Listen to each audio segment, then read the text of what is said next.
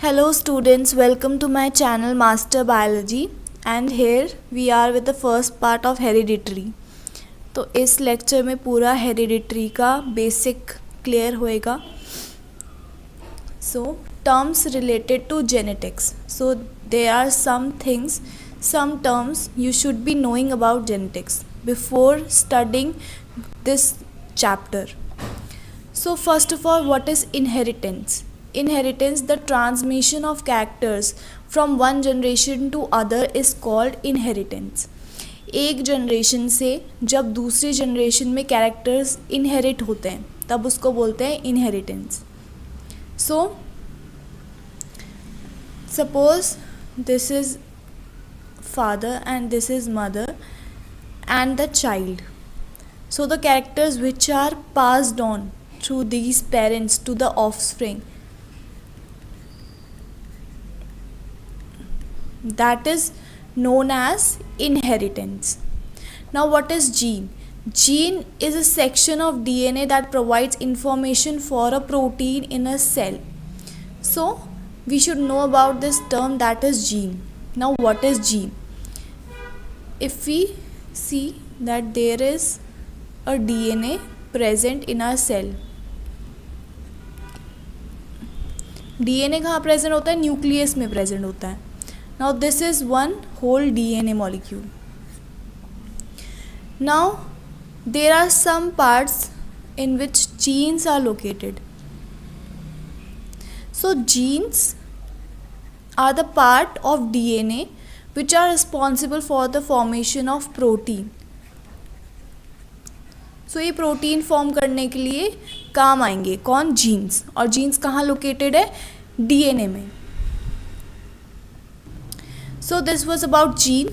Alleles are a pair of genes that occupy a specific location on a particular chromosome and control the same trait. So alleles क्या होते हैं? genes के ही दो part. Like if we talk about tallness. So tallness में हमारे पास दो characters आ जाते हैं. एक तो होता है कि tall और एक होता है dwarf.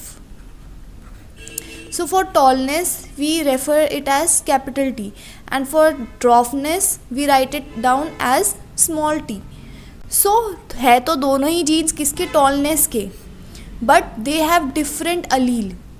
So एक ही क्रोमोसोम में जब दो different allele होते हैं, like दो एक ही कैरेक्टर के दो different part, like tall and dwarf in this case, then these are known as alleles.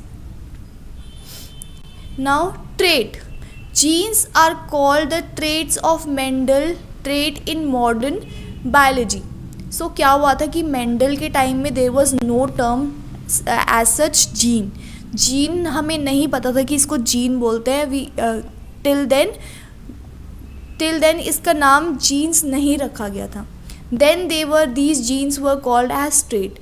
So now because Mendel in that time of Mendelian time they used the term trait, so therefore we call it like Mendel trait in modern biology. Now what is dominant and recessive trait?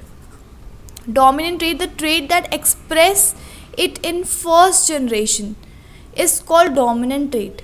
Suppose हमारे पास F1 generation है. F1 generation में अगर हमारे पास दोनों ही alleles हैं, but this dominant allele will express itself. So अगर हमारे पास दोनों के लिए ही अलील है, like this is for tallness and this is for dwarfness, but the result will be tall tree. So इसने इसको रिप्रेस कर दिया. So the capital T was dominant over the small t. So अगर ऐसा होता है ना कि कोई डोमिनेंट है तो फिर वो अपने सामने किसी को आने नहीं देता है, इसको वो ब्लॉक कर देगा. नॉट ब्लॉक बट इसको एक्सप्रेस ही नहीं होने देगा. सो अगर ऐसी सिचुएशन है capital T and small t, and this situation is known as heterozygous situation. Heterozygous situation, अगर ऐसी सिचुएशन है तो हमेशा ही जो डोमिनेंट वाला होगा वो उसका फिनोटाइप जो होगा वो एक्सप्रेस होगा. So every time the dominant would express itself. So this was about dominant. Recessive trait, the trait that is suppressed in the first filial generation is called recessive trait. So this was being suppressed, this dwarf one. So इसको बोलेंगे recessive. So जो dominate कर रहा है in the F1 generation उसको बोलेंगे dominant. जो repress हो रहा है उसको बोलेंगे recessive trait. Now coming towards mutation. What is mutation? The sudden inheritable change in the nature of genes is called mutation. So अगर genes में कोई भी sudden change आ जाए जिसकी वजह से हमारा जो genetic makeup है वो बिगड़ सकता है, तो then this is known as mutation. So these were some of the basic terms which you should know about this before studying this chapter. So अगर आपके बोर्ड्स के पॉइंट ऑफ व्यू से देखें तो जो ये टर्म है इनहेरिटेंस, ये आपको पूछा जा सकता है 1 मार्कर में.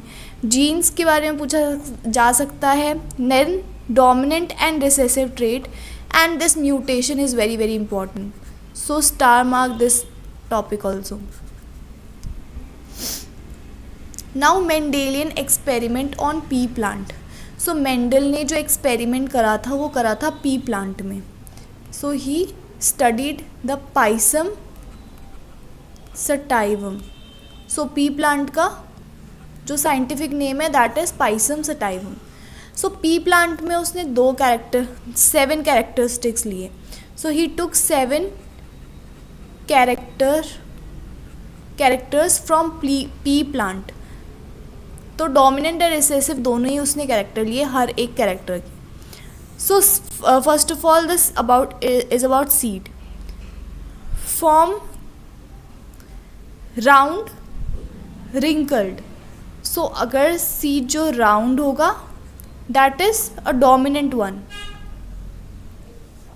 सो round is a dominant one and wrinkled is a recessive one. तो डोमिनेंट को हम हमेशा कैपिटल आर या फिर कैपिटल लेटर से डिनोट करते हैं एंड रिसेसिव को हमेशा स्मॉल लेटर से डिनोट करते हैं.